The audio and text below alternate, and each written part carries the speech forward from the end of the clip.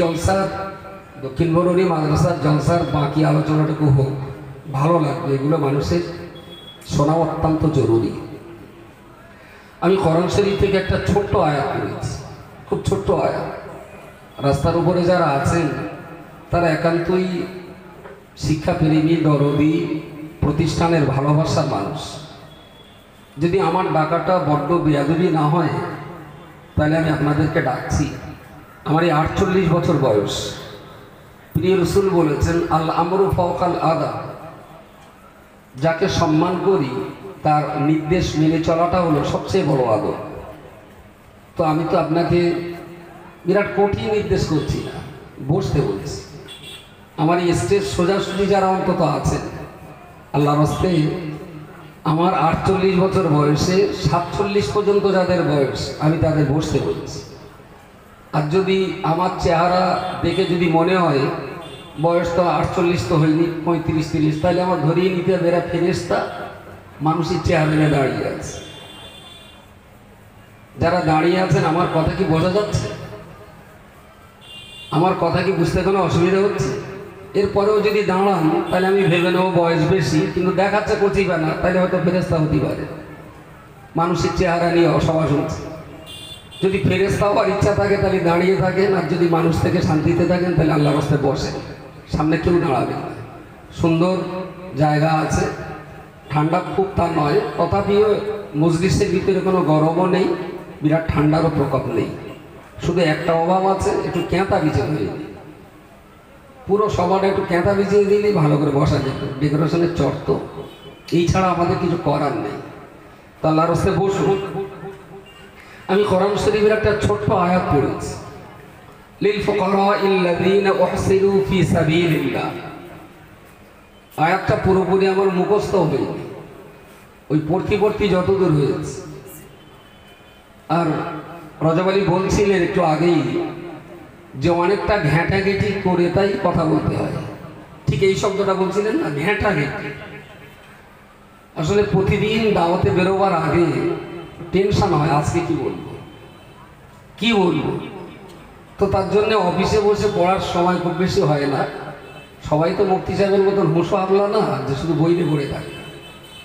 আমরা যারা চালাক পার্টি অত কেতাবের ধারে বসে যাই, ওই গাড়িতে বসে এবারে মোবাইলে সার্চিং করি, আজকে এই বিষয়ে বলতে হবে, তাহলে একটু পড়তে যাই।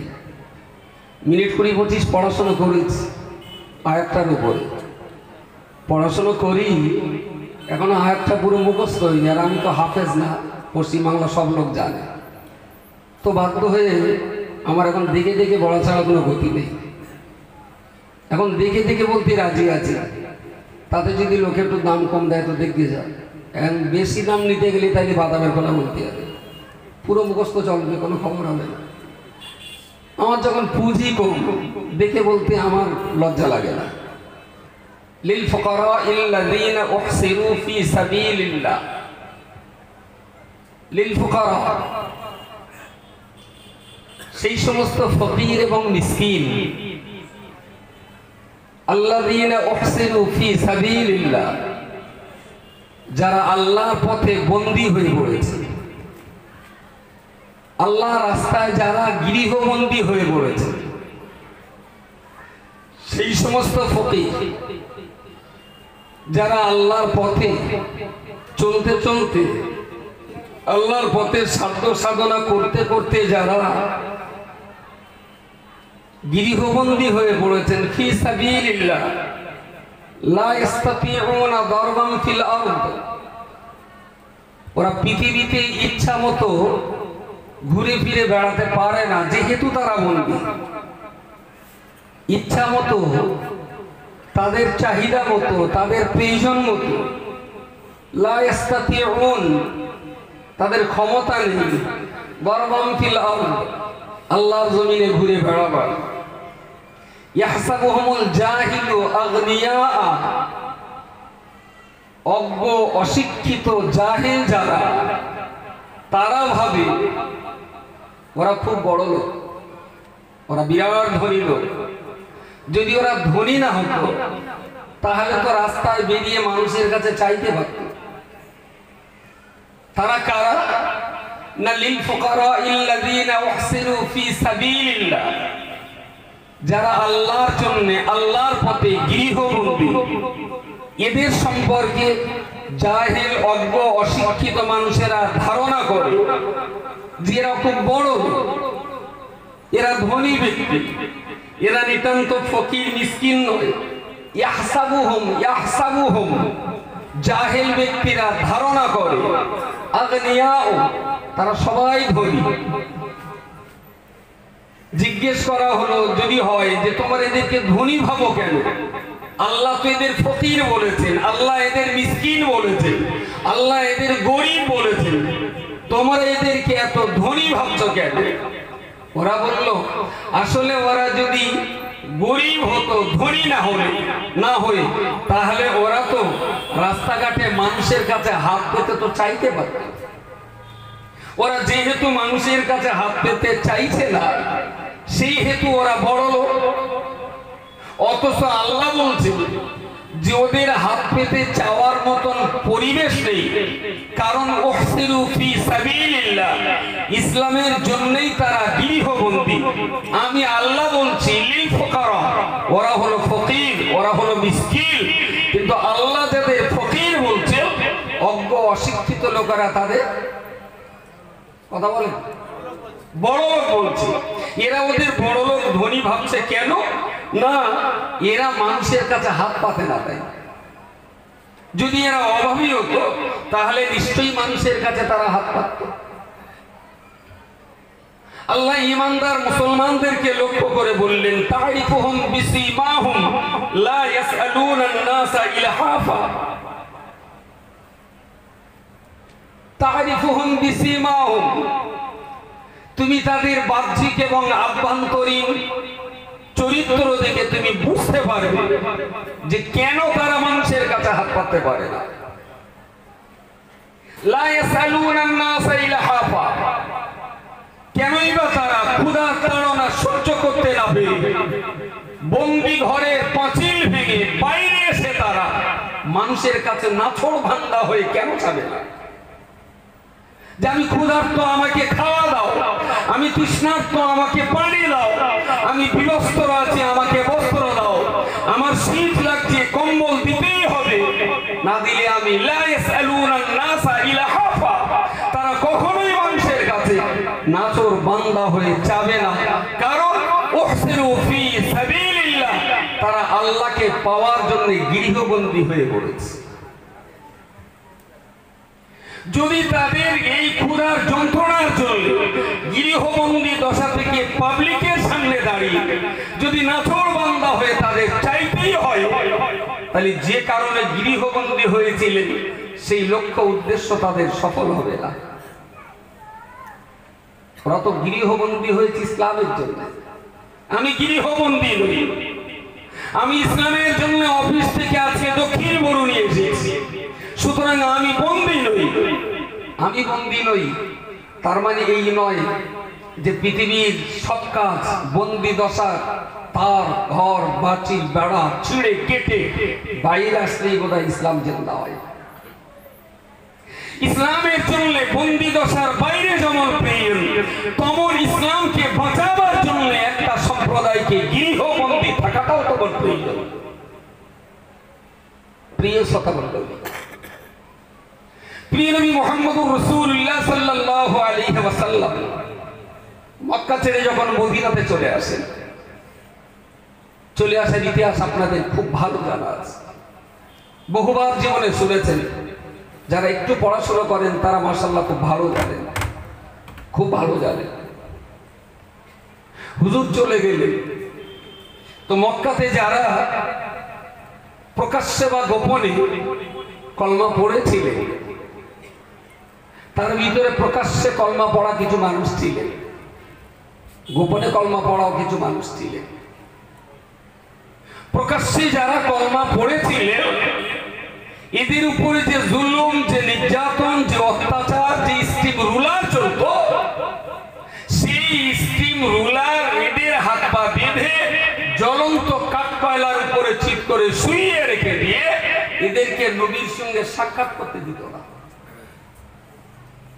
এইটা দেখার পরে কিছু মানুষ যারা ভাবলেন আমি যে মনে মনে মোহাম্মদকে রাসূল বলে আল্লাহকে আল্লাহ বলে স্বীকার করে নিয়েছি, এটা যদি এখন প্রকাশ করি তাহলে আমারও পিতামাতা আমাকে গৃহবন্দী করে দেবে, আমাকে রাসূলুল্লাহকে হুজুরের দরবার পর্যন্ত যাওয়ার সুযোগ থাকবে না।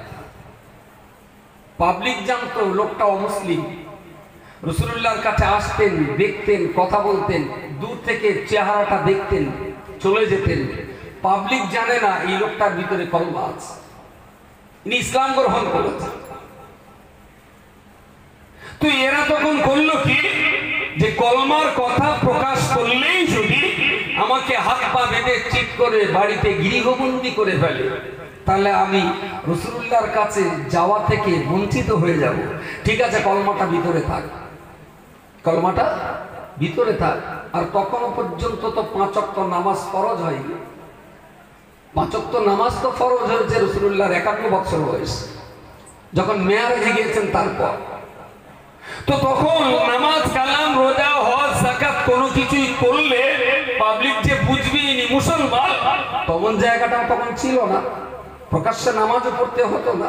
তো পাবলিক ধরিয়ে নিল এরা আমাদের, এরা কলমা পড়া লোক না, এরা গোপনে ছিল।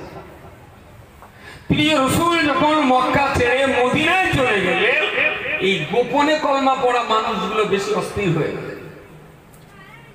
যারা প্রকাশ্যে কলমা পড়েছিলেন তারা তো বন্দী হয়ে গেছে, তাদের তো হাতে পায়ে শিকল দিয়ে বেঁধে রাখা আছে, তারা তো কোনো মতেই যেতে পারছে না। যারা গোপনে কলমা পড়েছিলেন ওরা যথারীতি রাতের অন্ধকারে একে একে ঘর ছেড়ে দিয়ে মক্কা ছেড়ে মদিনার পথে তারা রওনা হলেন। বলুন সকলে সুবহানাল্লাহ। হযরত আবু হুরায়রা রাদিয়াল্লাহু তাআলা তার ভিতরে তিনি একজন ছিলেন। প্রিয় নবী, প্রিয় সাহাবী হযরত আবু হুরায়রা রাদিয়াল্লাহু তাআলা আনহু, উনি রাতের অন্ধকারে ওনার বাবার ঘর ছেড়ে, আম্মা মা প্রতিবেশী সব কিছুকে ছেড়ে দিয়ে কেবলমাত্র খালি হাতে মক্কা থেকে তিনি বেরিয়ে পড়েছেন। কোথায় তিনি যাবেন? লক্ষ্য উদ্দেশ্য একটাই, বিশ্বনবী মুহাম্মদুর রাসূলুল্লাহ সাল্লাল্লাহু আলাইহি ওয়াসাল্লাম তিনি যেখানে রয়েছেন আমার এই দুর্গম হাঁটার রাস্তা ততক্ষণ পর্যন্ত শেষ হবে না, যতক্ষণ পর্যন্ত আমি আবু হুরায়রা প্রিয় নবী মুহাম্মদুর রাসূলুল্লাহ সাল্লাল্লাহু আলাইহি ওয়াসাল্লামের চেহারা দেখতে না পারবো। আমি আবু হুরায়রা আমার চলার গতি তত সময় পর্যন্ত বন্ধ হবে না। জোরে সোরে বলুন সুবহানাল্লাহ। হাঁটতেই লাগলেন, পাহাড়, মরুভূমি, পাথরকুচির পথ। কিছু দূর আস্তে আস্তে যে চপ্পলটা ছিল সেটা ছিঁড়ে গেল। খাজুরের পাতা দিয়ে বেঁধে দিলেন। কিছু দূর যেতে যেতে সেটাও ছেড়ে গেল। জুতোটা আর পায়ে দেওয়ার মতো অবশিষ্ট কিছু বাকি নেই। এমন জটিল ও কঠিন পরিস্থিতির মাঝখান দিয়েও আবু হুরায়রা তার চলার গতি বন্ধ করতে পারেনি, চলেই যাচ্ছে। মদিনাতে পৌঁছেছেন মাঝরাতে। খুঁজে ঠিক করলেন এটাই মসজিদে নববী। এবং রাসূলুল্লাহ এরই কাছাকাছি আবু আইয়ুব আনসারী রাদিয়াল্লাহু আনহুর বাড়িতে আছে। এখন আবু আইয়ুব আনসারীর বাড়ি কোনটা সেটা রাত্রিতে খোঁজা যাবে না, তবে মসজিদটা যখন আছে এখানে, মসজিদ যখন এখানে আছে তাহলে নিশ্চয়ই রাসূলুল্লাহ ফজরের ওয়াক্তে আসবেন, তাই না? তাহলে এখানে আমি একটু অপেক্ষা করি, মসজিদেই থাকি, ফজরের ওয়াক্তে রাসূলুল্লাহ আসবেন, আমি চলে যাব, হুজুরের সঙ্গে চলে যাব। বিশ্বনবী মুহাম্মদুর রাসূলুল্লাহ সাল্লাল্লাহু আলাইহি ওয়াসাল্লাম রাতের মধ্যভাগে তিনি মসজিদে প্রবেশ করেছেন। তাহাজ্জুদের নামাজ পড়লেন, ফজরের নামাজ তিনি জামাত সহ আদায় করলেন। নামাজ পড়বার পরে রাসূলুল্লাহ যখন মসজিদের বাইরে বার হলেন, মসজিদের একেবারেই বারান্দার নিচে উনি লক্ষ্য করে দেখলেন অত্যন্ত কদাকার চেহারার একজন ব্যক্তি, যার মাথার চুলের কোনো পরিপাটি ছিল না, চেহারার কোনো সৌন্দর্য ছিল না। আমি আস্তে আস্তে সামনের দিকে এগিয়ে গেলাম। লোকটা দাঁড়িয়ে পড়লেন, ইয়া রাসূলুল্লাহ সাল্লাল্লাহু আলাইহি ওয়াসাল্লাম বলে আমি মুহাম্মদ ইবনে আব্দুল্লাহকে জড়িয়ে ধরলেন। আমি মুহাম্মদুর রাসূলুল্লাহ লোকটা আমায় জড়িয়ে ধরলো, আমি বুকের মাঝখানে লোকটা জড়িয়ে ধরলাম, মাথাটা ঘুরিয়ে দেখলাম তুমি না আবু হুরায়রা। রাসূলুল্লাহ বললেন ইয়া রাসূলুল্লাহ ইয়া হাবিবাল্লাহ, আজকে কতদিন হয়ে গেল আপনি মক্কা ছেড়ে মদিনার পথে চলে এসেছেন, আমি ওখানে থাকতে পারি না, প্রতিদিন আপনি যে জায়গাটায় বসতেন আমি ওই জায়গাটায় আসতাম, আপনাকে দেখতে না পেলেও আপনার ওই জায়গাটা থেকে আমি আমার দিনকে ঠান্ডা করতাম, কিন্তু আজকে আর আমার সহ্য হলো না, কয়েকদিন পূর্বে রাতের অন্ধকারে আমি বেরিয়ে পড়েছি আপনাকে দেখতে পেয়ে। ইল্লা কুল্লু মাসিরাতি বা'দাকা সাদিরাতুন, প্রিয় নবী মুহাম্মদুর রাসূলুল্লাহ সাল্লাল্লাহু আলাইহি ওয়াসাল্লাম আবু হুরায়রাকে বসতে বললেন। আবু হুরায়রা পাটা লম্বা করে বসলেন, বললেন ইয়া রাসূলুল্লাহ ইয়া হাবিবাল্লাহ, আমার পা গোটো করে বসার মতো আমার সক্ষমতা হয় না। নবী আমার লক্ষ্য করে দেখলেন আবু হুরায়রার পায়ের কয়েকটা আঙুল পাথরের পাথর কুচি রাস্তায় হাঁটতে হাঁটতে আবু হুরায়রার পায়ের তলা সম্পূর্ণ রক্তাক্ত হয়ে গেছে, আঙুলগুলো ফেটে গেছে, কখনো পাথরে হোঁচট লেগে আবু হুরায়রার দুই পায়ের 10-10টা আঙুলে একটা নখের কোনো কাটা থাকতে বাকি ছিল না। বিশ্বনবী মুহাম্মদুর রাসূলুল্লাহ সাল্লাল্লাহু আলাইহি ওয়াসাল্লাম নিজের মোবারক গালের থুতু নিয়ে আবু হুরায়রার কাটা জায়গাগুলোতে লাগালেন। আবু হুরায়রা বললেন ইয়া রাসূলুল্লাহ ইয়া হাবিবাল্লাহ, আমি আবু হুরায়রা আমার পায়ের কষ্টের কারণে আমি আবু হুরায়রা মরে যেতে রাজি আছি, কিন্তু আপনার মুখের লালাকে আপনার গালে থুতুকে আমার পায়ে লাগিয়ে আমি বেইজ্জতি হতে দেব না। সুবহানাল্লাহ, হুজুর দেবেন না আমার পায়ে আপনার থুতু, হুজুর আমি খুব কষ্ট পাবো, আমি সারা জীবনেও গোটা জীবন কুরবানি দিয়েও আপনার গালের এক ফোঁটা লালার ইজ্জত আমি দিতে পারবো না ইয়া রাসূলুল্লাহ। আবু হুরায়রার আউমাও দেখে কান্নাকাটি দেখে রাসূলুল্লাহ থুতু লাগালেন না, বললেন আবু হুরায়রা আমি একটু হাত দিয়ে তোমার পাটা তুলে দেই, তোমার পায়ে কাটা জায়গাগুলো আমি একটু হাত দিয়ে চামড়াগুলো জোড়া লাগিয়ে দিই। বললেন ইয়া রাসূলুল্লাহ, যে কদমের ধুলিতে উম্মতে মুহাম্মাদীর জান্নাত নির্ভর করছে, যে কদমের ধুলি উম্মতে মুহাম্মাদীর জান্নাতের জন্য কল্যাণকর, হুজুর আমি তো এসেছি আপনার চরণ তলে আমার জীবন কুরবানি দিতে, আর আপনি যদি আমার পায়ে হাত দেন তাহলে আমার তো মদিনায় আসার উদ্দেশ্য বেকার হয়ে যাবে। ইয়া রাসূলুল্লাহ, আমার পায়ের কাটা যন্ত্রণা যদি গোটা জীবন সহ্য করতে হয় আমি তাও সহ্য করতে রাজি আছি, হুজুর আমার পায়ে আপনি হাত দেবেন না। না দিলেন থুতু দিতে, না দিলেন পায়ে হাত দিতে।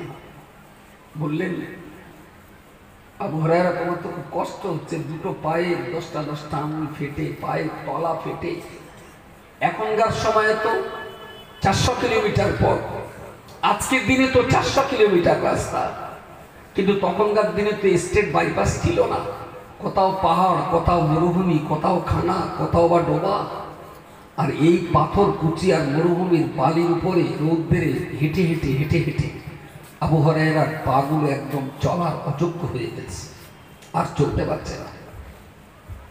প্রিয় রাসূল সাল্লাল্লাহু আলাইহি ওয়াসাল্লাম বললেন আবু হুরায়রা এই কষ্ট তুমি কি করে সহ্য করবে? আবু হুরায়রা বললেন ইয়া রাসূলুল্লাহ, আপনি একটা জিনিস করতে পারেন, আমার পায়ে হাত না দিয়ে, আমার পায়ে থুতু না দিয়ে, হুজুর আপনি আমার জন্য একটু দোয়া করতে পারেন। বলুন সকলে সুবহানাল্লাহ।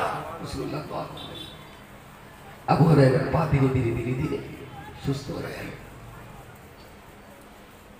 নবী মুহাম্মদুর রাসূলুল্লাহ সাল্লাল্লাহু আলাইহি ওয়াসাল্লাম পরে এই সমস্ত সাল্লাল্লাহু আলাইহি ওয়াসাল্লাম এই সমস্ত মক্কা থেকে আসা গরীব দুস্থ এতিম অসহায়, যাদের পরনের কাপড় ছিল না, যাদের পেটে খাবার ছিল না, যাদের পায়ে চপ্পল ছিল না, যাদের দেহে পর্যাপ্ত পোশাকের কোনো পোশাকের বড় অভাব ছিল, এই ধরনের গরীব দুস্থ এতিম অসহায় মানুষগুলোকে উনি থাকার জন্য মসজিদে নববীর দক্ষিণ দিকে ছোট্ট করে একটা খেজুরের পাতার এক চালা চাল তুলে দিলেন, একটা খেজুরের পাতা দিয়ে এক চাল বিশিষ্ট একটা চাল বেঁধে দিলেন, এবং মক্কা থেকে কলমা পড়া বিশ্ব সর্বহারা মানুষগুলো ওরা মদিনাতে যাওয়ার পরে বিশ্বনবী ওই জায়গায় তাদের থাকার জায়গা করে দিতেন। একটা একটা করে বাড়তে বাড়তে রাসূলুল্লাহর ওই জায়গাতে 185টা মানুষ সেখানে জমে গেল। জোরে সোরে বলুন সুবহানাল্লাহ। নবী মুহাম্মদুর রাসূলুল্লাহ সাল্লাল্লাহু আলাইহি ওয়াসাল্লাম সংসারে যখনই কোনো কিছু খাবার জুড়ত, রাসূলুল্লাহর সংসারে যখন কোনো খাবার জুড়বে, নবী মুহাম্মদ আয়েশার কাছ থেকে খাবারের হাঁড়ি টেনে এনে 185টা মানুষকে খাওয়ানোর পরে যদি কোনো খাবার অবশিষ্ট থেকে থাকে তবে সে খাবার নবীর পরিবারের মানুষেরা খাবে। এই হলো নেতা আর এই হলো অনুসরণকারী। পা চলে যাচ্ছে কোনো খবর নেই। নবী বললেন এরা তো আমার জন্য, ইসলামের জন্যই তো মক্কা থেকে এসছে, এরা কোথায় যাবে? এরা আমার মেহমান নয়, বললেন এরা আমার পরিবারের সদস্য। আরো একবার বলুন সুবহানাল্লাহ। এরা আমার পরিবারের লোক, এরা আমার অতিথি না। ঠিক যে জায়গাটায় চাল তুলে দিয়ে মক্কারি গরিব সর্বহারাদের থাকার জায়গা করে দিয়েছিল, এরা আজ খানিকটা গৃহবন্দী। এই সাহাবীদের জমি নেই, জায়গা নেই, কাজ নেই, কাম নেই, কি করবে? এরপরেও রাসূলুল্লাহ প্রতিদিন ফজরের নামাজ পড়ে বলতেন, তোমরা শহরে নগরে একটু বেরিয়ে যাও, একটু বেরিয়ে যাও, দেখো কোনো মোট বাবা কাজ পাওয়া যায় কি, কারোর বাগানে একটু পানি তোলার কাজ পাওয়া যায় কি, কারো ছাগল ভেড়া চলানোর যদি একটু কাজ পাও, তাহলে তোমরা একটু কাজ করো। বিনিময়ে তারা যদি দুটো পয়সা দেয়, একটু গম দেয়, একটু ছাতু দেয়, একটু গমের আটা বা জব যদি দেয়, তোমরা ওইগুলো কিছু রোজগার করে আনো। জানো তো আমি মোহাম্মদ ইবনে আব্দুল্লাহ, আমিও তো গরিব, আমারও তো সংসারে বিশেষ কিছু নেই, কি দেবো তোমাদের? তা তোমরা একটু খাটো, দেখো দেখো। তো সকাল হলে 185 জন মানুষ বেরিয়ে যেতেন, 80-85 জন মানুষ বেরিয়ে যেতেন। ওই সংখ্যাটা কখনো আপ ডাউন হতো। যে সমস্ত সাহাবীরা গেছেন, রাসূলুল্লাহ কখনো যোগাযোগ করে মদিনার একটা মেয়ের সাথে এই বাড়ির এই গরিব সাহাবীদের একজনকে বিয়ে দিয়ে দিলেন। তো একজনের যখন বিয়ে হয়ে গেল তখন ওখানে একজন কমে গেল। আবার হয়তো কারোর বাড়ি কাজের লোক দরকার, তার বাড়ি একজন কাজ দিয়ে দিলেন, তাদের বাড়িতে গোলাম হিসেবে কাজ করুন, আবার একজন কমে গেল।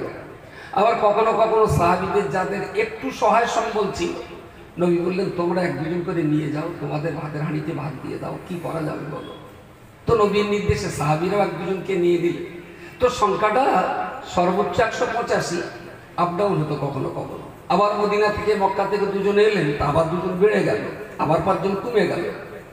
এই জায়গাটার নাম রাসূল, প্রিয় রাসূল বলতেন আসহাবে সুফা।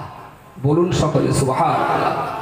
এরাই হলো সুফি দিগের জামাত, এরাই সুফি, এরাই হলো সুফি জামাতবদ্ধ দলবদ্ধ জাতি, যাদের পৃথিবীর কোনো ধান্দা, পৃথিবীর কোনো নেশা, দুনিয়ার কোনো জমিদার আর বড় লোক হওয়ার লোক যাদেরকে মক্কার মাটিতে আটকে রাখতে পারে, এরাই হলো প্রকৃত অর্থে সুফি সমাজ। চিৎকার করে বলুন সুবহানাল্লাহ। সুফি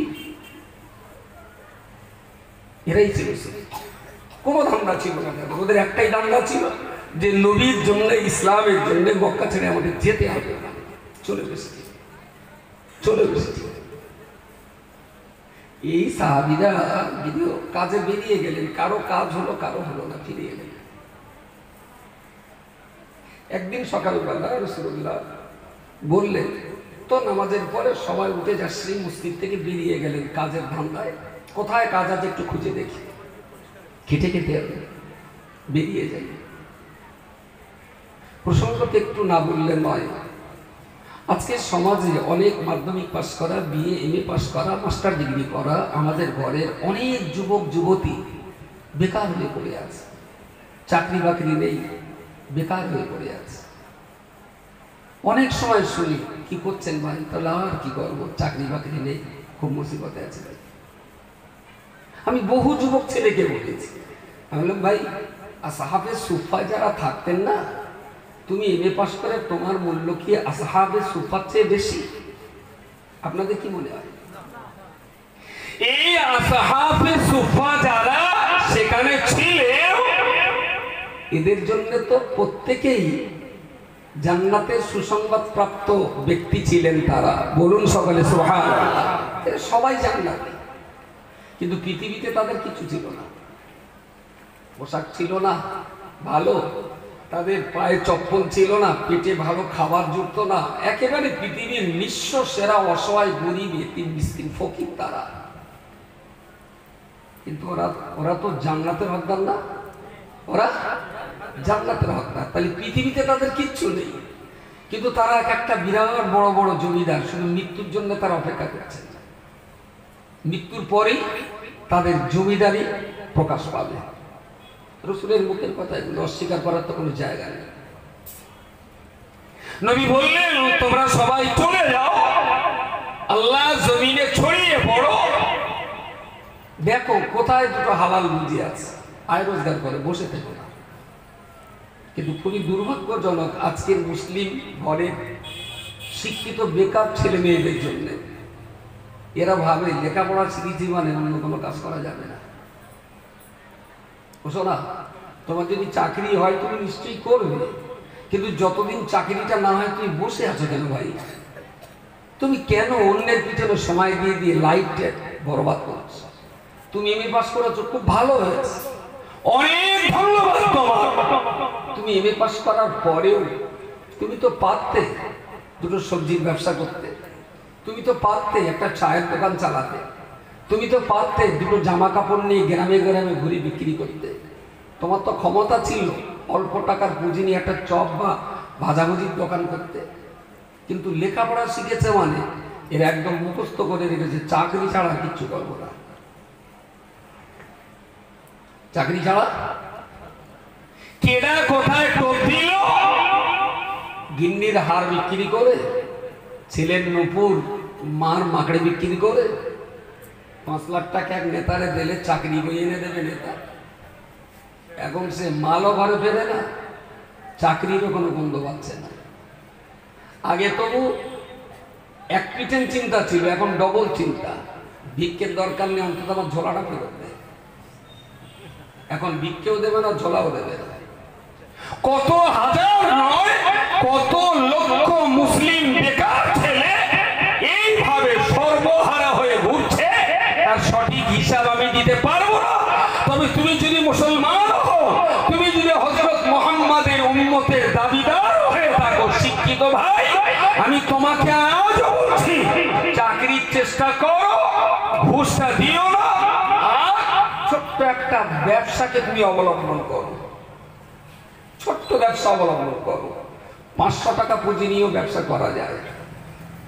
তুমি যদি ভাবো যে আমি এমএ পাস করে চার দোকান চালাবো, ভাই আমি দায়িত্ব নিয়ে বলতে পারি, তুমি যদি এমএ পাস করে এমএ শিক্ষার মর্যাদা দিয়ে যদি শিক্ষার মর্যাদা মতো যদি চার দোকান চালাও,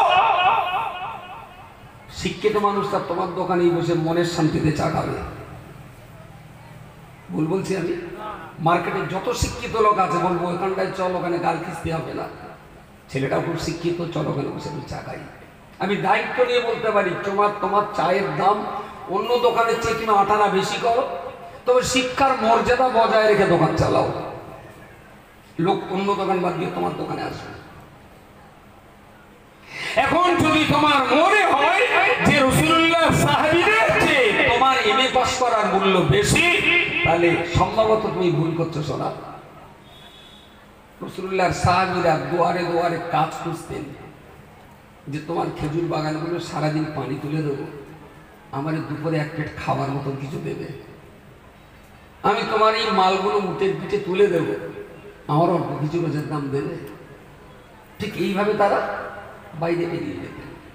তো জান্নাতি মানুষেরা যদি এইভাবে তারা হাত পেতে ভিক্ষা চাইতেন না, হাত পেতে কাজ চাইতেন, কাজ, তোমরা আমাকে কাজ দাও, আমরা ভিক্ষা করে খাবো না, কাজ করেই খাবো। এইটা মুসলমানদের জাতীয় চরিত্র হওয়া উচিত। ভিক্ষা বৃত্তি মুসলমানদের হাতে মানানসই না। মানানসই না। আমাদের গ্রামে প্রত্যেক মহল্লাগুলোতে এইরকম আছে মনে হয় যে সপ্তাহে একটা নির্দিষ্ট বারে ভিখারিরা আসে। দক্ষিণ বরুণী কি বার? দক্ষিণ বরুণী কেউ নেই? ছিল আগে, আগে কি বার ছিল? আগে আমাদের এখানে বুধবার আগে বুধবার ছিল, এখন আর বারটার নেই, গড়ে আসে। তার মানে ওরাও খুব ব্যস্ত হয়ে পড়েছে, তো বলে দিয়েছে যে বুধবারে তোমার ধরা বাঁধা টাইম যেতে পারবো না, যখন যাবো তখন দিতে হবে। আমাদের গ্রামে আজও আছে সোমবারে 20-50টা ফকির আসে, তা আগের তুলনায় কমেছে। এই সমস্ত ফকির একদম সুস্থ শরীরে হেঁটে আসে, একদম সুস্থ। আমি যদি বাড়ি থাকি তার আমার বাড়ি ধরে না, কারণ আমি সুস্থ লোকের ভিক্ষা দিতে রাজি না, একদম না। কত লোকের চাল কেড়ে নিয়েছি, আর মাদ্রাসা থাকাকালীন বহুত চাল কেড়ে নিয়ে মাদ্রাসার বস্তা ঢেলে দিয়েছি। আমি হারাম খাই তো সবাই খাক, একা সুস্থ শরীর ভিক্ষা করার জন্য নয়। সুস্থ শরীরে আপনি কাজ চান, আপনি খেতে খান, আপনি মেহনত করুন। ভিক্ষা করবেন কি জন্য? ইসলাম তো আপনাকে ভিক্ষাবৃত্তি শেখায়নি। ইসলাম আপনাকে কাজ করতে বলেছে, কাজ করে খাবেন। সব সাহাবী কাজে চলে গেল, আবু হুরায়রা বসে। তুমি বললেন কি ব্যাপার আবু হুরায়রা, সবাই বেরিয়ে গেল কাজ কামে, তুমি এখানে বসে? আবু হুরায়রা বললেন, ইয়া রাসূলুল্লাহ, আমি গৃহবন্দী হয়ে পড়েছি। আমার এই মসজিদ আর আসহাবে সুফার ঘর, এর বাইরে আমার যাওয়ার কোনো জায়গা নেই। বলল, কে তোমাকে বন্দী করেছে? বললেন, ইসলাম আমাকে বন্দী করে ফেলেছে। বলল, তার মানে? আল্লাহ নবী ইসলামী আবু হুরায়রা বললেন, ইয়া রাসূলুল্লাহ, ইয়া হাবিবাল্লাহ, আমি আজকে পেটে খাবার জন্য বাইরে শহরে নগরে হাটে মাঠে ঘাটে জঙ্গলে কিংবা পাহাড়ে আমি কাজের জন্য বেরিয়ে যাব। কিন্তু আমি যখন কাজের জন্য বেরিয়ে যাব, হয়তো দুপুর কিংবা বিকেলে আমি ঘরে ফিরব।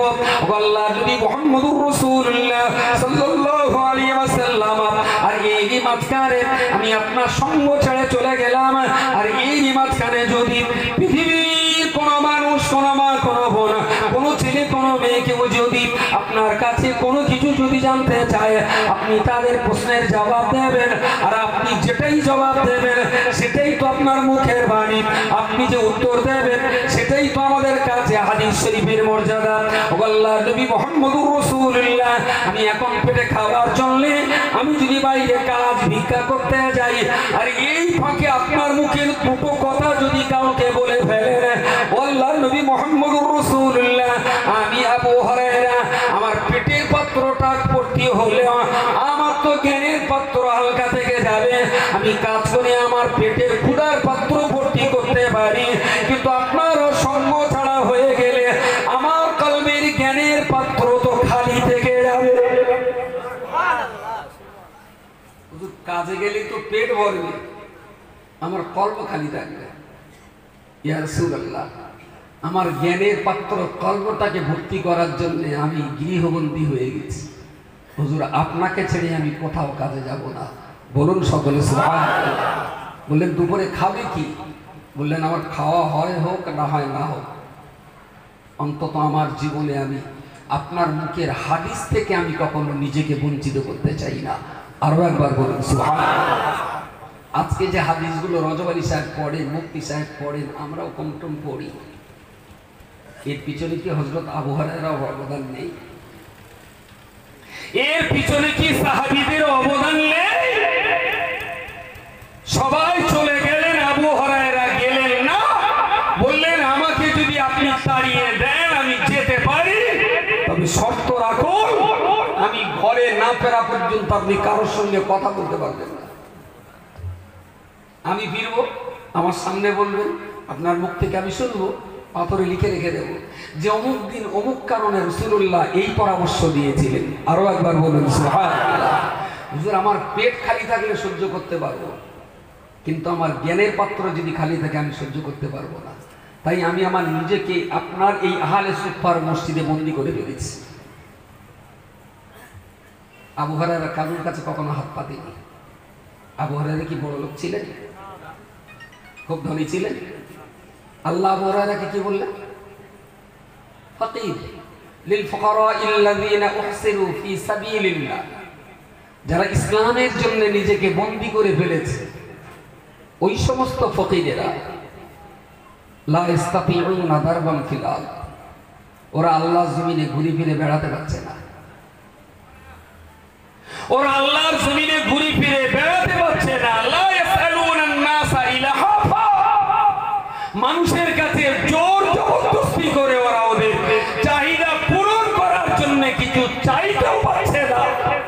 ইয়াহসাবুহুমুল জাহিলু আগনিয়া,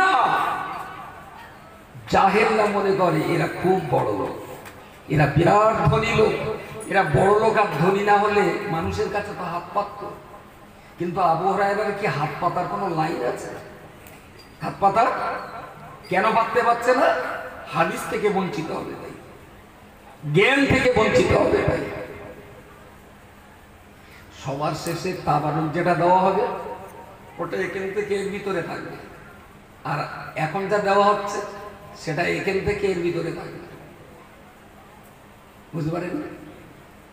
তাবারুকের জায়গাটা অনেকটা বড় আর এই জায়গাটা অনেকটা ছোট, কিন্তু অ্যাকচুয়াল এক ঝুড়ি মাটি কতটা ওজন, আর মোবাইলের ছোট্ট ছোট্ট মেমোরি কার্ড 128 GB যদি এক ঝুড়ি রাখা হয় ওর জায়গা কতটা? আমার কথা বলা যায়? 128 GB মেমোরিতে চোখ বন্ধ করে 500 ঘন্টার বক্তৃতা, 500 ঘন্টার ভিডিও রাখা যাবে, কথাবার্তা রাখা যাবে। এতটুকু একটা চিপ 1 গ্রাম ওজন হবে না, কিন্তু এক ঝুড়ি মাটি লোকে যখন বয়ে নিয়ে যায় তখন ভাবে অনেকটা। কিন্তু একটা চিপের কতটা যোগ্যতা আছে এটা মাটি বহন করা ওই মানুষের দক্ষতার যোগ্যতাই নেই যে চিপের ভিতরে কি আছে আর কি থাকতে পারে। যারা জ্ঞানী লোক তারা মাটিটা কম দেখে, চিপটা বেশি দেখে। মোবাইল চিপ যাদের বয়স 60-এর উপরে আপনারা হাতড়ে লাভ হবে না, কারণ আপনারা বুঝবেন না। বাড়ি যে কোচিরে বলবেন, আপনার কোচি বুঝবে পারবে কার কথা বলছি আমি। এক ঝুড়ি মাটি এখানে দিলে জায়গা ভর্তি, কিন্তু এখানে জায়গাটা সব। 2, 4, 10, 20টা মাওলানার বক্তৃতা নিরবিলি শুনে মোবাইলের চিপ কাটে যেমন সব জায়গায় অনেক বস রাখা যায়, তার চাইতে অনেক বড় বড় আলাপ আলোচনা জ্ঞানের কথা অতি সহজেই এই ছোট্ট জায়গাতে ধরে রাখা যায়। বলুন সকলে সুবহানাল্লাহ। দ্যাট ইজ কালব। প্রিয় নবী আমার হাদিস শরীফের মধ্যে বলেছেন, ইন্না ফিল জাসাদি মুদগাতান, ইন্না ফিল জাসাদি মুদগাতান, ফাইযা সালাহাত সালাহাল জাসাদু কুল্লুহু ওয়া ইযা ফাসাদাত ফাসাদাল জাসাদু কুল্লুহু।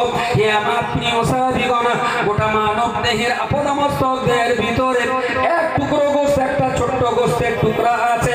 ফাইযা সালাহাত সালাহাল জাসাদু কুল্লুহু, ওই গোশতের টুকরা যখন ভালো থাকে, ওই গোশতের টুকরা যখন পবিত্র থাকে, ওই গোশতের টুকরার পবিত্র থাকার বদৌলতে ওই মানুষের গোটা দেহটাই আল্লাহর কাছে পবিত্র বলে পরিগণিত হয়। ওইয়া ফাসাদাত ফাসাদাল জাসাদু কুল্লুহু, আর এক টুকরো গোশতটা যখন নাপাক হয়ে যায়, দুর্গন্ধ হয়ে যায়, ওই গোশতের টুকরা যখন পচে যায়, ফাসাদাল জাসাদু কুল্লুহু, ছোট্ট গোশতের টুকরোটা দুর্গন্ধ হওয়ার কারণে ওই বান্দার গোটা দেহটাই পচে নষ্ট হয়ে যায়।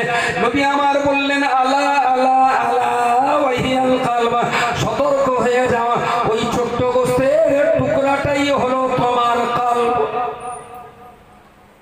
এখন বাম স্তরে 2 আঙুল নিচে কালবের জায়গা, ভাই এই ছোট্ট কলবের এখানে যদি, এখানে যত লোক আছেন সব লোকের যদি এই জায়গায় নাক বেশুকি বলি, আমার কলব টাটকা আছে না পচে গেছে, নাক বেশুকি কি বলা যাবে?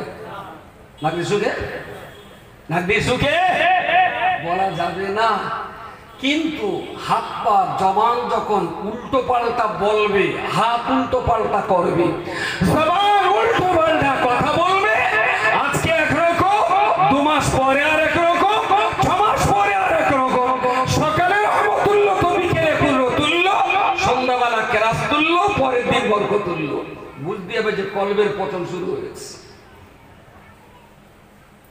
এখানে সুখে কলব বাসি আর টাটকা চেনা যায় না, তবে হাত পা চোখ কান দিয়ে যা করবে তাদেরকে বোঝা যাবে যে কল্পের পতন শুরু হয়েছে। আর কল্প গেল মানে গোটা।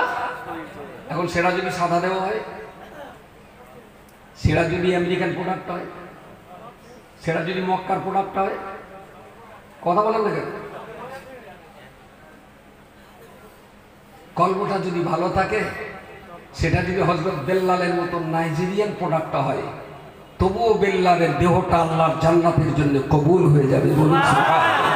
সুতরাং দেহের যত্ন নয়, মুখে ক্রিম লাগিয়ে লাভটা কি হবে, হাতে তেল লাগিয়ে লাভটা কি হবে, পায়ে পরুরি লাগিয়ে লাভটা কি হবে, দেহে লোশন লাগিয়ে লাভটা কি হবে, দেহের বাইরে চামড়ায় লোশন পরুরির প্লাস ক্রিম লাগিয়ে কোনো লাভ হবে না। চামড়া চললে যা খরচ করছে, একটা টাকা কলবের জন্য খরচ করুন, লাইফ বেঁচে যাবে। Money loss, nothing loss, health loss, something loss, but character loss, everything loss. Character loss, character মানে যে লোকের ধরে টানাটানি তা না। জবান 2 নম্বরই মানে চরিত্র বিগড়ে গেছে। 11টা থেকে 4টে পর্যন্ত স্কুলে ডিউটি, কথার কথা, বেলা 1:30টায় গিয়ে সই করে দিলে 10:45, তার মানে কলবের পতন শুরু হয়ে গেছে। তার মানে 1:30টায় এসে 10:45 লিখতে পারতো না, কখনোই পারতো না। প্রিয় বান্দাগণ, মনে রাখুন, আমি আপনাকে যে কথা বলতে বলতে এত দূর পর্যন্ত চলে এলাম। ওই আলে সুফার যারা ওই জায়গাটায় থাকতেন, আজকের দিনে যারা হাজী সাহেব, আজকের দিনে যারা হাজী সাহেব মসজিদে নববীতে যারা প্রবেশ করেছে, জান্নাতের টুকরা, জান্নাতের টুকরা রিয়াদুল জান্নাত যেখানে শেষ হয়ে গেল, ও বান্দা মনে রাখুন, রিয়াদুল জান্নাত যেখানে শেষ হয়ে গেল, এদিকে বাম দিকে রাসূলুল্লাহর মাজার শরীফ, হুজুরের মাজার এবং রিয়াদুল জান্নাত যেখান থেকে শেষ হয়ে গেল, ওখান থেকে আরো 2 কাতার পিছিয়ে হাঁটু পর্যন্ত উঁচু করে সুন্দর একটা পিনে পোতা মতন করা আছে। আমাদের স্টেজটা যত বড়, খুব বেশি হলে ওই জায়গাটা এর 3 গুণ জায়গা হবে। আমার স্টেজ যত বড়, আলে সুফাদের জায়গাটা এর চাইতে 3 গুণ বড় হতে পারে। এমনই একটা ছোট্ট এরিয়া, হাঁটু পর্যন্ত উঁচু করে সুন্দর করে জায়গাটা রাখা আছে। আল্লাহর বান্দা, বিশ্বাস করুন আর নাই বা করুন, যারা হাজী সাহেব হজ করতে গেছেন কিংবা উমরায় গিয়ে রাসূলুল্লাহর মসজিদে যখন ঢুকবেন, বহু হাজীরা তারা খোঁজে। আর সেই সমস্ত গরিব মানুষেরা যাদের পেটে খাবার ছিল না, যাদের গায়ে পর্যাপ্ত পোশাক ছিল না, যাদের চলার জন্য পায়ে জুতো ছিল না, যারা এক মুঠো ভাতের জন্য নয়, গায়ের দামি কম্বলের পোশাকের জন্য নয়, যারা রাজা মহারাজার মালের ধনের ভাগিদার হওয়ার জন্য নয়, যারা কেবলমাত্র ইলমের ভাগিদার হওয়ার জন্য, যারা ইসলামের পার্টনার হওয়ার জন্য মক্কা ছেড়ে যারা মদিনায় চলে এসেছিলেন, সেই সমস্ত আবু হুরায়রার সঙ্গী সাথীরা কোথায় তারা থাকতেন, কোথায় তারা রাত্রি যাপন করতেন? এখন সেই আলে সুফার জায়গা, রাসূলুল্লাহ যেখানে খেজুরের পাতা দিয়ে একটা চাল তুলে দিয়েছিলেন, ওই জায়গাটা আজ তো মসজিদে নববীর ভিতরে গণ্য।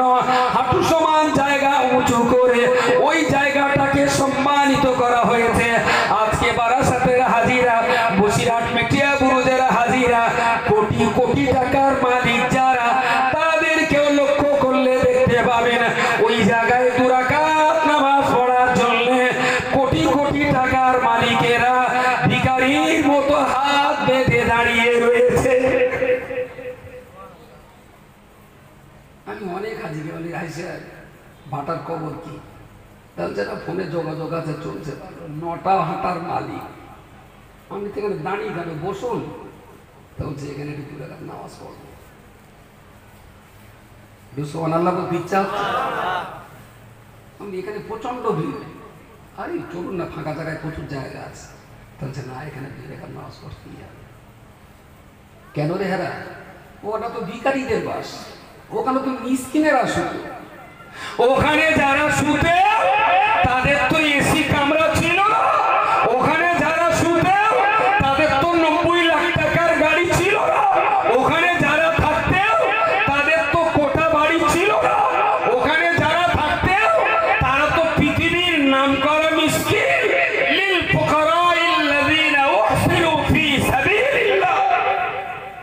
আরে আল্লাহ ঘোষণা করেছেন এটা ফকিরের ঠিকানা। আপনার তো 9টা মাথা আছে, ফকিরের জায়গার দিকে আমার লক্ষ্য পড়লো কেন? তাহলে বইতে যা পড়েছি, এই জায়গাটা 2 রাকাত নামাজ না পড়লে আমার হজের কাজের অসম্পূর্ণ থেকে যাবে। 9টা মাথার মালিক 10 মিনিট, আধ ঘন্টা, 1 ঘন্টাও ফকিরের মতো হাত বেঁধে দাঁড়িয়ে রয়েছে। ফকিরদের ওই জায়গাটা একটু নামাজ পড়তে হবে। ফকিরেরা যেখানে থাকতেন, ফকিরেরা যেখানে শুতেন, সেই জায়গাটা নামাজ পড়ার জন্য আজকে জমিদারদের এত ভিড় কেন? কিছু মাথায় যাচ্ছে টাচ্ছে নাকি? মক্কায় যারা আমাদের দেশ থেকে যায়, এরা কিছু ভ্যানালা যায়, আজকিরি মালা লগাঙ্গা পড়া মাঙ্গা করে ওরা যায় বলেন? আরে ওখানে আল্লাহ যদি কখনো নিয়ে যান, দেখবেন আপনাকে যারা কিনতে পারে, মিশর, লেবানন, মক্কা কিংবা মদিনা, আমেরিকা কিংবা চীন, জর্ডান কিংবা আম্মান, তারা অর্ধেকটা পশ্চিমবঙ্গ কিনতে পারে। সেরকম জমিদারের বাচ্চারা ওখানে যে ভিখারির মতো দাঁড়িয়ে আছে, প্রচন্ড ভিড়। তো সেখানে 3 ফুট লম্বায় সেজদা দেবেন, অতটা জায়গা নেই। 2 কাতারের মাঝখানে 3টে কাতার। কখনো দেখেছি হাজি সাহেব সেজদা দেবে, মাটি পাচ্ছে না, তো আর একজনের পিঠের উপরে সেজদা করছে। ভুক্তভোগী মানুষ ছাড়া তো বোঝানো মুশকিল। যারা ওখান থেকে ঘুরে এসেছে ওদের কাছে জিজ্ঞেস করবেন আমার কথা কতটা সঠিক। ওখানে 2 রাকাত নামাজের জন্য মানুষ বসে বটে, কিন্তু 2 রাকাত পড়ে যতক্ষণ কেউ না দাঁড়ায়, সহজে কেউ ওখান থেকে উঠতে চায় না। ও জায়গার কোনো একটা জাদু আছে। জায়গাটা তো মিসকিন ফকিরের জায়গা, আল্লাহ ঘোষিত ফকির। আর সেই ফকিরের জায়গায় এত বড় লোকের ভিড় কেন আছে? আসলে ওরা আক্ষরিক অর্থে দুনিয়ার ফকির ছিল বটে, কিন্তু ওই দুনিয়ার ফকির কটাই হলো আধ্যাত্মিকতার দৃষ্টিতে আল্লাহ দরবারের বড় বড় রাজা জমিদার। বলুন সকলে সুবহানাল্লাহ। তাই এখানকার কোটিপতিরা ওখানে যেটু চেষ্টা করে যদি ভিখারির খাতায় নামটা লেখাতে পারি। ওরা যে জায়গায় বছরের পর বছর খালি পেটে খালি গায়ে শুয়েছিলেন, সেই জায়গাটায় যদি সেজদায় মাথা দিয়ে একবারও পড়তে পারি সুবহান রাব্বিয়াল আ'লা, জীবন আমার ধন্য। প্রিয় শ্রোতা মণ্ডলী, মনে রাখুন আমি কোরআন শরীফের যে আয়াত আপনাদের শুনিয়েছি, আবার একবার স্মরণ করিয়ে দিই। পারলে মুখস্থ করবেন, না পারলে কোরআন থেকে পড়বেন। যাদের তাফসীরের কিতাব বাড়িতে আছে, কিতাবগুলো সুন্দর করে একটু পড়ে নেবেন। আল্লাহর বান্দা মনে রাখুন, আমার আল্লাহ পাক কোরআনের ভিতরে বলে দিয়েছেন লিল ফুকারা ইল্লাযীনা উহসিনু ফি সাবিলিল্লাহি, সেই সমস্ত ফকির এবং মিসকিনেরা যারা আল্লাহর রাস্তায় আল্লাহর জন্য বন্দী হয়ে পড়েছে, লা ইস্তাতিউনা দারবাম ফিল আরদি, ওরা ইসলামের জন্য বন্দী হয়ে যাওয়ার কারণে ইচ্ছা মতো ঘরের বাইরে বেরোতে পারতেন না, ইচ্ছা মতো দুনিয়ায় ঘোরাফেরা করতে পারতেন না। ইয়াহসাবুহুমুল জাহিলু আগনিয়া মিনাত তাআফফুফি, ওরা যেহেতু ঘর থেকে বেরোতে পারতেন না, তাই পৃথিবীর জাহেল অশিক্ষিত মূর্খ মানুষেরা ধারণা করত, ইয়াহসাবুহুম, তারা এদের প্রতি ধারণা করত অসম্ভবত ওরা বিরাট বড় লোক, ওরা ধনী ব্যক্তি। ধনী যদি তারা না হবে, তাহলে তারা কেন বাইরে বেরিয়ে মানুষের কাছে চায় না? ইমানদারকে আল্লাহ বললেন, হে পৃথিবীর ইমানদার মানুষেরা, তারিফুম বিসিমাহুম, তারিফুম বিসিমাহুম, তুমি ওদেরকে দেখে চিনতে পারবে, ওদের দেখে তুমি বুঝতে পারবে সত্যিকারের ওরা গরিব, সত্যিকারের ওরা অসহায়। তবে ইসলামের জন্য তারা বাইরে বের হতে পারছে না, ওরা সত্যি গরিব অসহায়, তাই তারা বাইরে বেরোতে পারছে না। লা ইয়াসালুনান নাস ইলহাফা, মানুষের কাছে জোর জবরদস্তি করে চাইতে পারছে না। ওমা তুনফিকু মিন খাইরিন, ওমা তুনফিকু মিন খাইরিন, হে পৃথিবীর মানুষ জাতি, ইমানদার আল্লাহ ওয়ালা খোদা বিরু নামাজি বান্দা আমি আল্লাহ তোমাদিগের জন্য বলছি, ওমা তুনফিকু মিন খাইরিন ফাইন্নাল্লাহ বিহি আলিম। এখন যারা ইসলামের জন্য গৃহবন্দী হয়ে পড়েছে, ওদের ক্ষুধার জন্য বাইরে হাত পাততে পারে না, ওদের খাবার জন্য হাত পাততে পারে না, ওদের পোশাকের জন্য হাত পাততে পারে না, আমি আল্লাহ তোমাদিগের জন্য বলছি, ওমা তুনফিকু মিন খাইরিন, ও ইমানদার আল্লাহ ওয়ালা বান্দা, তুমি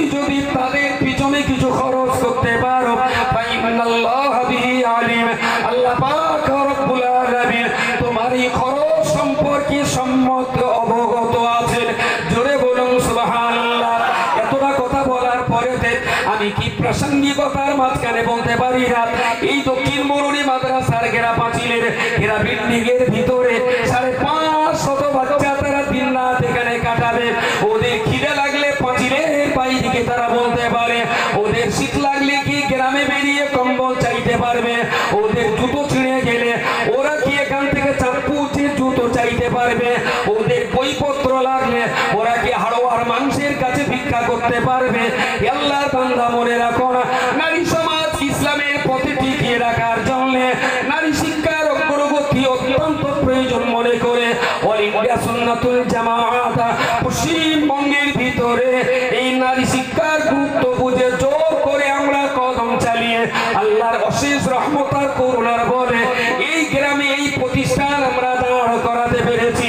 আপনি কি বুকে হাত দিয়ে বলবেন আগামীকাল দুপুর বেলাতে ওদের খিদে লাগলে ওরা কি বাইরে আসতে পারে, ওদের জামা কাপড়, ওদের তেল, ওদের চপ্পল, ওদের খাতা বই, ওদের অভাব পড়লে ওরা কি বারাসাত কিংবা বসিরহাটে যে মুসলমানের কাছে তারা কি কখনো হাত পেতে ভিক্ষা করতে পারবে? কথা বলুন, কিসের জন্য বন্দী ওরা? জোরে বলুন। আলহামদুলিল্লাহ, ওরা ইসলামের জন্য বন্দী হয়ে গেছে। ওরা যদি প্রতিদিন বাইরে বেরিয়ে যদি খাবার চাইতে হয়, বই চাইতে হয়, কম্বল চাইতে হয়, মাথার তেল চাইতে হয়, তাহলে ওদেরকে ইসলামের সেবাটা ওরা কি যেটা নিতে এসেছিল সেটা কি ওরা নিতে পারবে? আবু হুরায়রা বলেছিলেন, হুজুর আমি মদিনায় খেতে আসিনি, আমি মদিনায় আমার কলবটাকে পূর্ণ করতে এসেছি। হুজুর আমি কাজ করতে গেলে আমার পেট ভরবে কিন্তু আমার কলব ভরবে না, আমি কাজে যাব না, আপনার সঙ্গে থাকবো। আল্লাহ বললেন আবু হুরায়রা ইসলামের জন্যই গৃহবন্দী। সুতরাং এতটা মানুষ এখানে রয়েছেন কোভিড-19 লকডাউন পিরিয়ড পরবর্তীকালে আমি ধন্যবাদ দেব এলাকার সবজি চাষি যারা মাদ্রাসার সবজি কিনতে হয় না, এই গ্রামের সবজি চাষি যারা প্রতিদিনের সবজি প্রায় তারা দিয়ে আসছেন, আলুটা মাঝে মাঝে কিনতে হয়েছে। আল্লাহর রহমতে দোয়া করেন আল্লাহ পাক যদি এই মাঠে আশপাশের মাঠে মুসলমানদের সবজি চাষে আল্লাহ যেন বরকত দেন, মাদ্রাসার সবজি কিনতে হবে না। কিন্তু এখানে তো চাল ডাল তেল এগুলো তো অত্যন্ত প্রয়োজন, সেই সঙ্গে মাদ্রাসায় তাদের ইসলামের শিক্ষা দিতে গেলে আলেম মাওলানা যারা রয়েছেন তাদের 6-8 টাকা স্যালারি রয়েছে, এই স্যালারির টাকা তো আমাদের দিতে হবে, প্রতিদিন দুপুরের খাওয়া দিতে হবে, এতিম মিসকিন যারা তাদের কম্বল দিতে হবে, গরিব দুঃস্থ যারা তাদের মাথার তেল কিনতে হবে, অসুস্থ হলে ডাক্তারের পয়সা দিতে হবে, বাপ হারা মা হারা এতিম যারা তাদের তো গোটা জীবনের দায়িত্ব নিয়ে কাজ আমাদের করতে হয়। আল্লাহর বান্দা এতটা মানুষ এখানে রয়েছেন লকডাউন পরবর্তী পিরিয়ডে আমি আপনাকে জোর করে বলতে পারবো না 50,000 টাকা দিতে হবে, 25,000 টাকা দিতে হবে। তবে একটা কথা আবারও ঘুরিয়ে বলছি, ওরা তো ইসলামের জন্য বন্দী হয়েছে, ওদের ইসলামের উদ্দেশ্য যদি সাধন করতে হয়, ওদের বন্দী দশার উদ্দেশ্য যদি সফল করতে হয়, ওদের যাবার জন্য তো পাঁচিলের বাইরে আনা যাবে না, ওদের চাহিদা তো বাইরে থেকে আমাদের দায়িত্ব ভিতরে ঢুকিয়ে দেওয়া। ওরা যদি বাইরে আসে তাহলে উদ্দেশ্য বেকার, মাঠে মারা যাবে। ওরা তো দিন রাত তখন ওই সাধনাই করবে। আমাদের ডিউটি তাদের সাধনায় সিদ্ধি লাভ করিয়ে দেওয়ার জন্য প্রয়োজনীয় খাবারটা সেখানে। রাসূলুল্লাহ যদি প্রতিদিন গাড়ে হেরায় আল্লাহকে ডাকবেন আর প্রতিদিন যদি মক্কা এসে খাবার নিয়ে যেতে হতো, কোরআন আসতো পৃথিবীতে, তবে আরো 50 বছর সময় লাগবে। নবী সেখানে বসে আল্লাহকে পাওয়ার জন্য সাধনা করেছে, আর সেই সাধনায় সিদ্ধি লাভ সহজে যাতে হয় তার জন্য 55 বছর বয়স্কা বৃদ্ধা রমণী খাদিজা এই রাস্তা পায়ে হেঁটে অসাধ্য সাধন করে পাহাড়ের উপরে উঠে রাসূলুল্লাহর খাবার পৌঁছে দিতেন। বলুন সকলে সুবহানাল্লাহ। হয় আপনাকে গাড়ে হেরায় সাধনা করতে হবে, আমি খাদিজা হয়ে খাবার পৌঁছাবো, আল্লাহ হয় যারা সাধনা করছেন আপনি খাদিজা হয়ে তাদের সাধনার খাবার খেজুর পানি রুটি পৌঁছে দেওয়ার দায়িত্ব নিতে হবে। আমার কথা কি ক্লিয়ার? বক্তৃতা যেটা বলা শেষ করেছি। এবারে শুধু বক্তৃতা শোনাবো, রজব আলীর মতন হাট করে বক্তৃতা 1 বছর চলবে কি করে মাদ্রাসাটা? বুঝতে পারেননি? আসলে ওর দায়িত্ব দেওয়া হয়নি চাওয়ার জন্য দায়িত্ব দিলেও চাইতো, ওর দায়িত্ব ছিল না। বক্তৃতা করলে এখন 1 ঘন্টা পাস করতে পারি। একদম সত্যি কথা বলবেন, এখনো 1 ঘন্টা বক্তৃতা করি কোরআন হাদিস দিয়ে। টাকা পয়সা কিচ্ছু আমিও চাবো না, আর মুফতি সাহেব ফোন করে বলে দেবো আপনিও চাবেন না। আপনি কোনটা চান? তাহলে 2 মাস পরে তো বাচ্চা ছুটি দিতেই হবে। এক্ষুনি অনেক টাকা দেনদার মাদ্রাসা, যেহেতু সভা করতে পারিনি, সবার সময় একটা কালেকশন হয়, প্রচুর টাকা দেনদার। তার উপরে আজকে যদি সভা শোনায় তাহলে ঋণের বোঝা আরো 2 দিন পরে মাসুমও পালাবে, সাত্তারও পালাবে, ও রাশিদুলও পালাবে, কোনো সমন্দির আর এখানে খুঁজে পাওয়া যাবে। কারণ পাওনাদার তো তাদের পেছনে খেয়ে কেউ চাবে। মাসুমের বাপ বলবে কি দরকার বলদিন, বাড়ির ভাত কে বলে বসতে আবার চলে আসে গেলে। রাশিদুলের বড় বাপ বলবে যা কেউ একটা সংসার করেছি, বোম বোম করে ঘুরে আপনি বাড়ি থাক। আল্লাহ কি জিবরাইল পাঠাবে এখানে? আর জিবরাইল, কাবা শরীফ ধ্বংস হয়েছিল, কোনো মুসলমান ছিল না, তাই আল্লাহ পাখি পাঠিয়েছিলেন। আজকে নতুন করে কি মুসলমান থাকাকালীন আর পাখি পাঠাবে আল্লাহ? সেই যদি পাঠাতো তাহলে বাবরি মসজিদ ভেঙত না। যেহেতু মুসলমান আছে, আল্লাহ এখন কেন পাখি পাঠাবে? যখন কেউ থাকবে না তখন আল্লাহ পাখি পাঠাবে আল্লাহর ঘর রক্ষা করার জন্য। সুতরাং আল্লাহ যে মাল, যে ধন, যে সম্পদ আল্লাহ আপনাকে দিয়েছে, সেই সম্পদের একটা অংশ এই গৃহবন্দী থাকা আল্লাহর পথে সাধ্য সাধনা করো। এই গৃহবন্দী এতিম অসহায় সন্তান সহ ছোট ছোট মেয়েদের জন্য আল্লাহর রাস্তায় আপনাদের দিতে হবে। যার যেমন ক্ষমতা আছে